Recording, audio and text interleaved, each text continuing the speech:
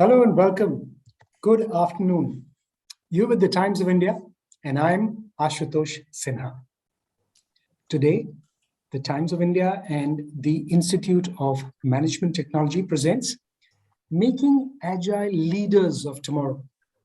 Over the next 90 minutes or so, we'll be talking about various aspects of the topic. And for the MBA students, the aspiring tomorrow's business leaders who are listening to us, it is a great opportunity to listen to some of the business leaders who will be joining us. You won't want to miss it for anything if you're an MBA aspirant or already studying in one of those MBA institutions. So just why is this so important?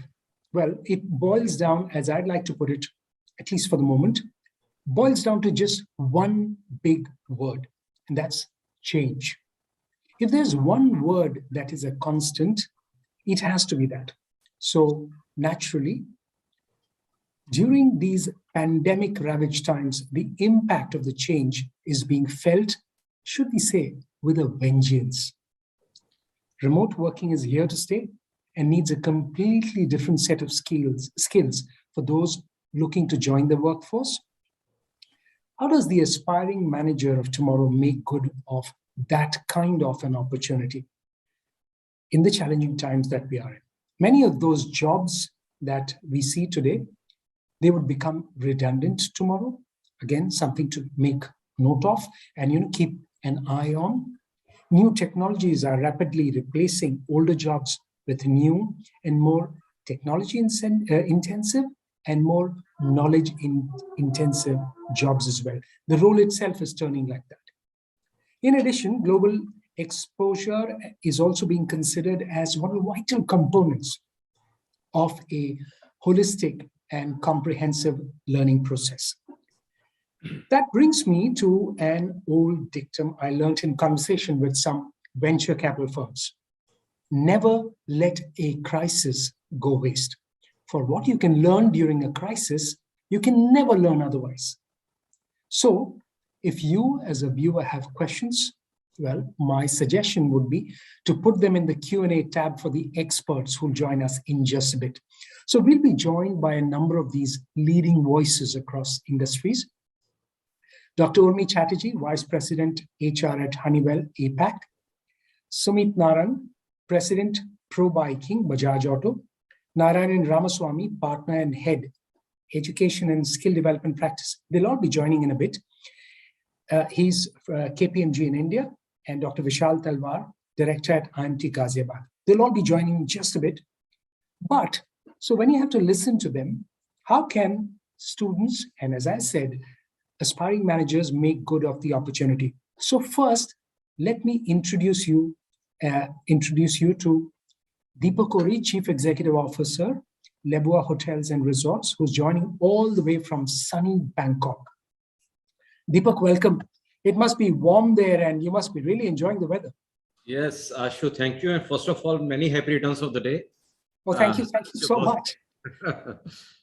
Thank you. So let's get down to the business and let's start with the conversation then. Sure, please. Okay, so these are tough times. If you're able, if you're one of those who tends to think in a linear way, these could be challenging times.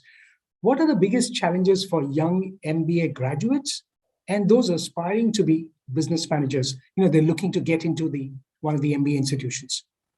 Okay, so MBA for me and for many people is the future of the generation, future of the world, future of the century. And like you said, never let a crisis go waste. And this is where we need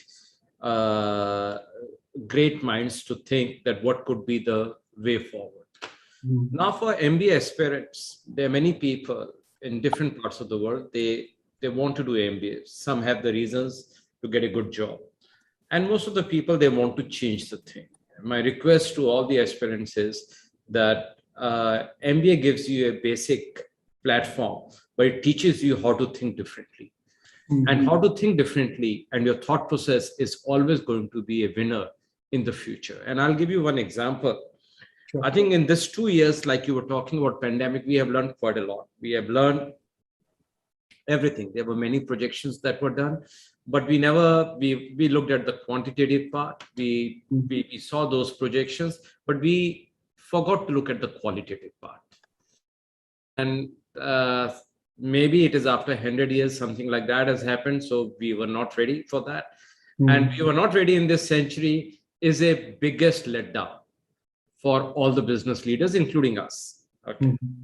Now there are two problems that are looming over right now where we need creative minds to come with the solutions. One is a problem that I would say, or a challenge, is a short-term challenge, is the Great Resignation, a term used by Dr. Anthony from Texas A&M University. And the second is that the next century, what we are going to see is the rate of population, which is going to again affect the labor force. Many people have their predictions. We have said that the IT is going to come, or the robots are going to take over. The artificial intelligence is the future.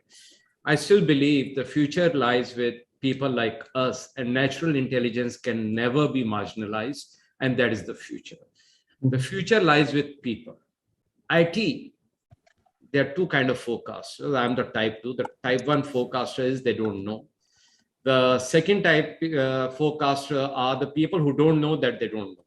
So I'm the type 2 that I have no idea, but still I would like to forecast. I think that people business is going to come back. And why people business is going to come back is during this pandemic, two important things that we should know. Every country in the world, everybody was saying that the hospitality business is down, which is, of course, because when people are not traveling, the hotel, airlines, the tourism business is going to be affected.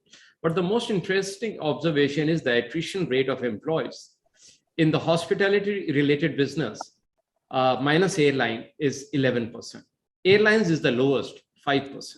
The highest is in retail, and number 2 is software business, the attrition rate. Second very important thing that has come, which has shown the weakness, is that the people cannot stay longer in a company which likes to innovate. Now, I'll give you 3 examples in 3 different industries. So airline Boeing, the attrition rate is 5%, SpaceX 21%, HSBC 6%, Goldman Sachs 15.5%. So you see these kind of differences that are coming that clearly shows that people are afraid to innovate. And why they are afraid to innovate, it comes back again to MBA and MBA aspirants and the curriculum, is that we are not on the ground. We are not with the industry people.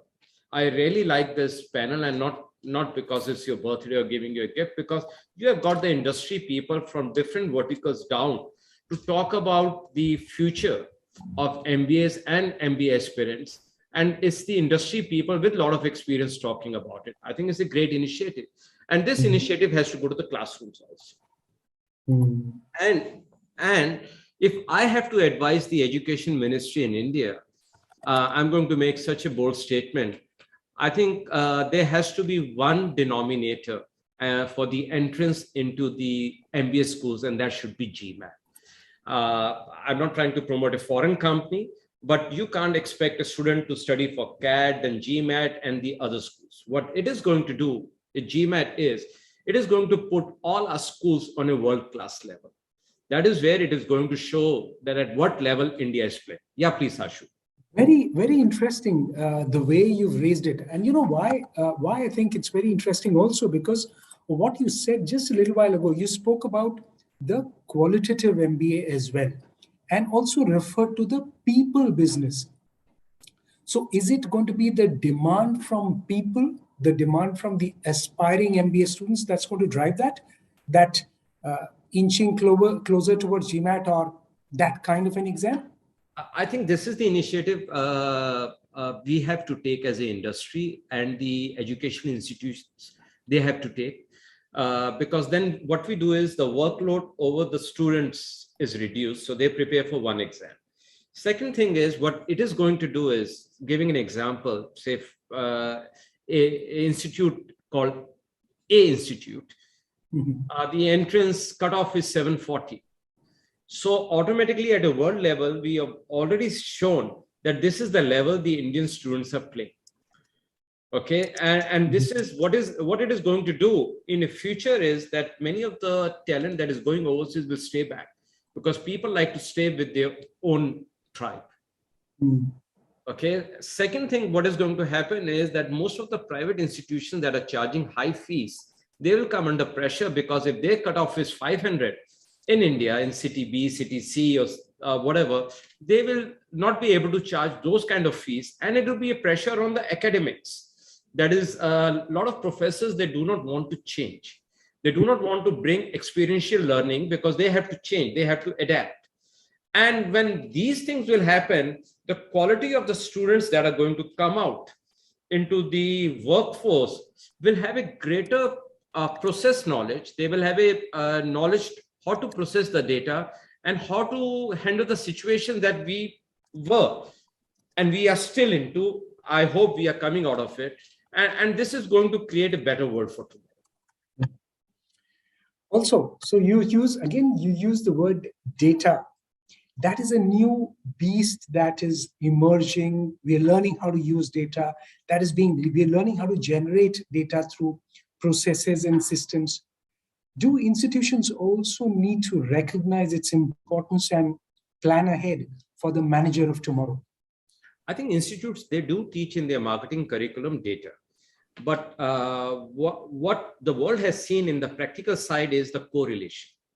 We lack the correlation. See, we get the data quantitative, we got the data qualitative. Long time back, and still automobile industries, I think maybe Sumit may talk about it. Automobile industries, they use a technique called conjoint, a tangible trade-off. That is a mix of quantitative, qualitative data, and then you see which model of car has to come. If we would have used a correlation, I think we would be in a very different situation and the world would be in a very different situation. And point to make here is that this gentleman, the professor who started this term called the Great Resignation, actually did it qualitatively. The quantitative data was giving a very different signal. And the figures in terms of the attrition rate I gave it to you is a mix of qualitative and quantitative. It is how you think about it. So it is not the first point before collecting data is how you think about it. And how you think about it is what we need to prepare our future leaders in the classroom and the MBA aspirants. And when these MBA aspirants, they go out, it's not which school they have come from, whether that school has a ranking number 1 or ranking number 100, it doesn't matter. What matters is their thought process. And over a period of time, exposure takes over the education. But in the beginning of a career, education is must. So can you highlight, Deepak, also some real life scenarios that can demonstrate how does one maintain the challenges, how does one live up to the challenges now that we are seeing, and ensuring that they are thinking differently while undergoing the regular education and then perhaps the MBA education as well? Okay, so we have certain MBAs who work with us. So what we did, that we said during COVID, we will not let any people resign. I mean, not resign, we will not fire anybody. We didn't fire anybody. But still, 40% of our workforce resigned. Oh. Now they didn't resign to go to the hospitality industry. And that is where the MBA students came up with a great idea that what they are lacking is that they need confidence. Their confidence is completely shaken. The culture, because our organization has a culture of innovation. When you are innovating things, when you are improvising things, it gives a lot of insecurity to people who do not think with that frame of mind. I'm also the chairman of the board at the Florida International University, and we are starting an entrepreneurship and an innovation center. And the basic concept of starting that center is to train people to create a job security while being in the innovative industry. So we saw a reality, and then suddenly when we started working towards the cultural thing, giving the security to the people, Our resignations have actually dropped, I would say, in single digit today. So the difference is sometimes we are taking one right step, but we are not able to see the future. So the MBA students can see that, you know what, we do this, that is what we are doing, but we still not giving the job security. Our culture is still giving them a lot of insecurity. Let's work on these things, and that will change the people's behavior. So this is what we are working. And the three factors that is going to change the future is the culture of the organization. The culture of the organization, and it is not my word, it is a word I have seen and I've read from one of the journals, business journal, is a toxic culture.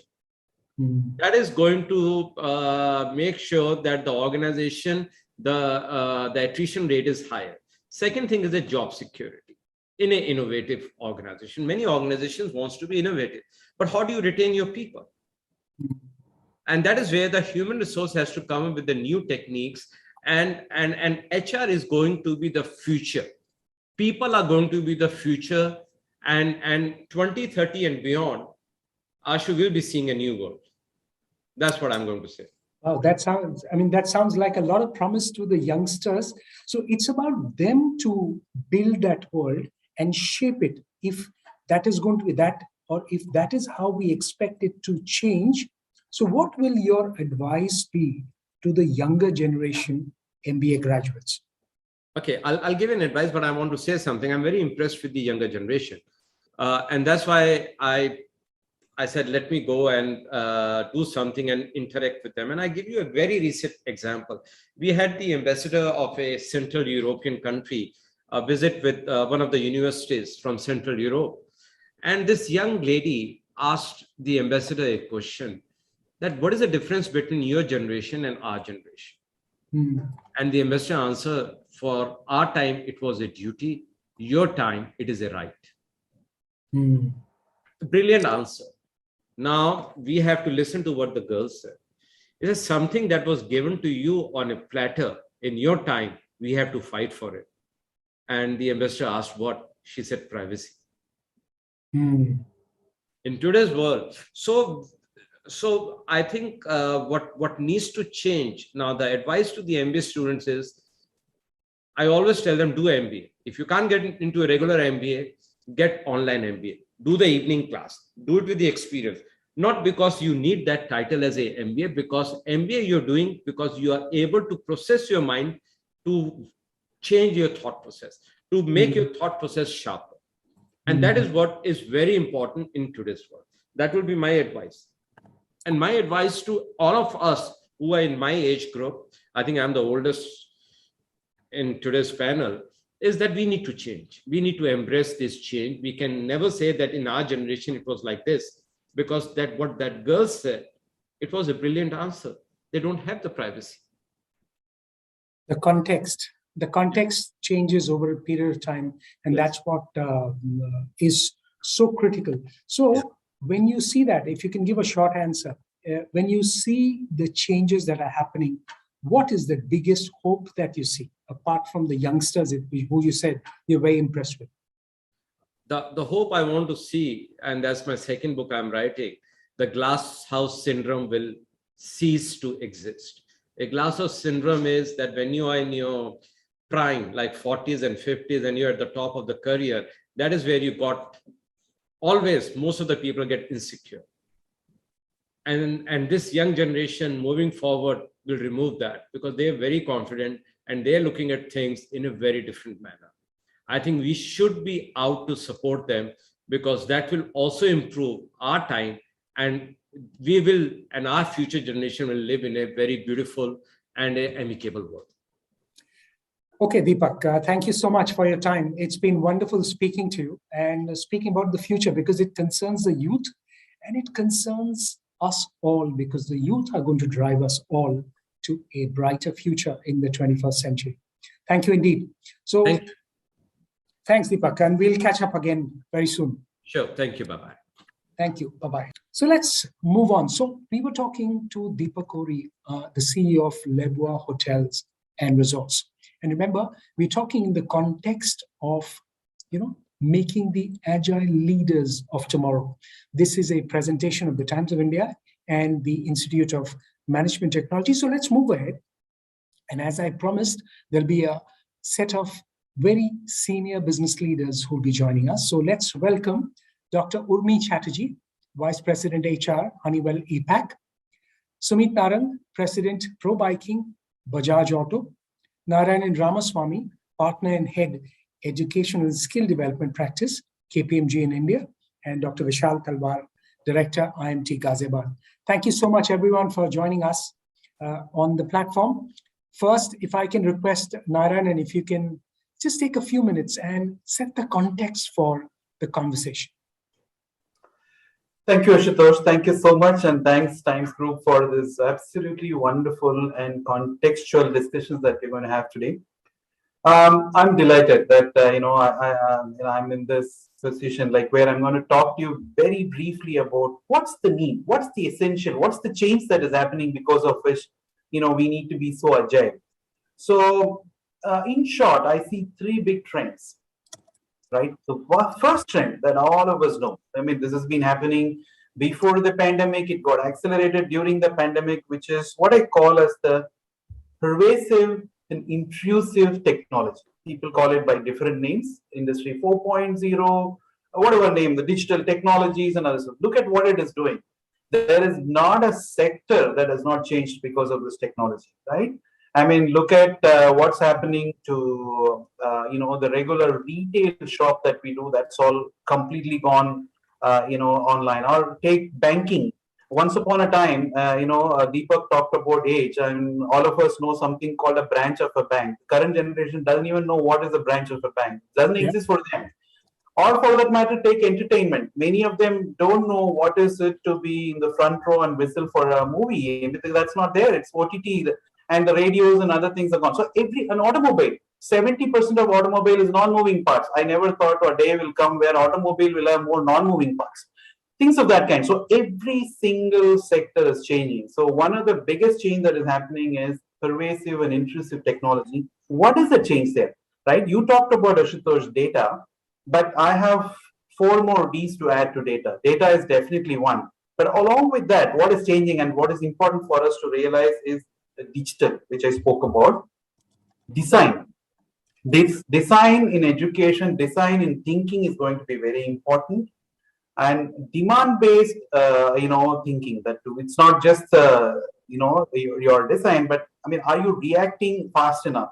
The last but not the least is delivery. So the thinking and how do you harness this technology is going to be very important. That's my first thing. Are you in sync with the technology that is happening, which is going to be a big change? The second thing that I see changing is, Deepak, talked a lot about this, and I'm going to touch upon this, which is the changing mindset of employer and employee. And that change is rather sweeping, and it has accelerated over the past few years. And let me tell you what are those changes. And for the beginning, to begin with, the employers now want people who know how to adapt very quickly. So what does that mean? Rather than learning what to do, we need to learn what to learn and how to learn. So the institutes now have a very different role. Are you teaching people how to learn quickly, and how do you learn, with the available resources? That's one. Second, multiplicity of skills. It's not enough, and it's multitasking all over. Every single job role is going to ask for not just one skill, but multiple skills. Are you prepared? Third, which is increasingly coming out, and Deepak talked about culture, is the emotional quotient. How many of you, perseverance seems to be, if I were Darwin today, and I would say perseverance of the fittest, what helps for those to be surviving is perseverance. And what is your emotional quotient? How are you going to survive? And the fourth and fifth trend that I see in this changing mindset, which is interesting for me too, is one, people in the previous generation work for the employer. They were loyal. My dad worked for an organization 42 years. I can't even think of it. I'm perhaps loyal to a profession. But increasingly, there are youngsters who want a higher purpose. Forget the profession. Forget the employer. Is there a higher purpose for that? But at the same time, the fifth trend, which is instant gratification, is also equally coexisting. That's okay, I have a higher purpose, but Am I happy today? Am I happy to go to the office next week? So those are the changes that I see on the emotional or on the mindset of people. The third one, which is equally important, and the trend that I see is the globalization that is happening in not just our education, as well as in the job roles, in the jobs, in the skill sets that is required. And why is that happening? Please understand that the world is getting geriatric. In the 8 billion odd population that we have, many countries are getting older and older, right? And India, that way, is so very different. We're just passing through the demographic bulge. We're going to go through it for the next 40 years. So we're going to have a much younger population. What does that mean? That we are going to support the world. By 2030, one of our studies says 1/3 of the world's working age population is going to be from India or of Indian origin. That means unless we have a global mindset, we are not creating winners. Are we having people who are going to support the globe? Gone are those times we work for Indian industry, Indian requirement, and Indian assessment. Most of who are going to study now in MBA schools are going to serve the globe. Are we ready for it? And hence the global requirements, we need to understand the global requirements. We need to understand global assessments. And as MBA students, I think we should also start networking globally. And networking is something that we all practice. And hence the implications I would see for an MBA institute would be as follows. And I think Deepak put it very well. MBA is something that would change the thought process. Are we changing? Because the change in thought process will come only when we change as an institution to adapt to the new order. So I would think with these as the trends and compulsions that are there, as an MBA institute, are we geared up to prepare leaders of tomorrow? Are we geared to prepare leaders who are going to be agile and adapt and be successful in the world that's waiting for us? Okay. So you end with that point about being agile, and that's what I'd like to first maybe take it to Sumit and talk about the agility part, because of that emphasis on that word of agility, and because of what we spoke about, the need to learn and what to learn, even how to learn. What would you say about the need to give this importance to agility? Partly, I would imagine, forced because of the pandemic. Sumit. Yeah, thanks, Ashu. I think that's one phrase in the management and leadership circle that's become really popular over the last about 5 odd years. Agility, not something that used to be talked about so much in the past. I think we have to realize that, we've all grown management education and practices based on age-old case studies. And in India, we've often looked westwards and found even 20-year-old case studies being quite relevant. And I think all of that was still working well because there was a certain degree of stability in business and trends could be drawn out. Of course, the last few years have shown us that VUCA, which was just a nice fancy term, is pretty much life for all of us every day. And the last 2 years, if nothing else, have shown us that if you can't live in a VUCA world, you better hang your boots. So I think agility to me is one of the mindsets that every young leader's got to step into the working world with. Deepak put it up very well when he talked about that, a lot of MBA students, they add a lot of value by thinking creatively, thinking differently. I think what a management education has often helped people and build very good careers is not as much the skill sets, but the mindset, the attitude and the mindset they've gone out with. And I think that at that mindset of change, of agility, of failing fast, learning long, is going to be a very big change factor in the coming years. So that's something which I would really like young managers to embrace. When we talk of long term, to me, that long term has become an academic concept. It's so difficult to even set in place the KRAs for your team for a full year. Yeah. I don't think anybody sitting out here has much of a clue in our respective world and businesses what a year down the line would be like. So what are we talking about?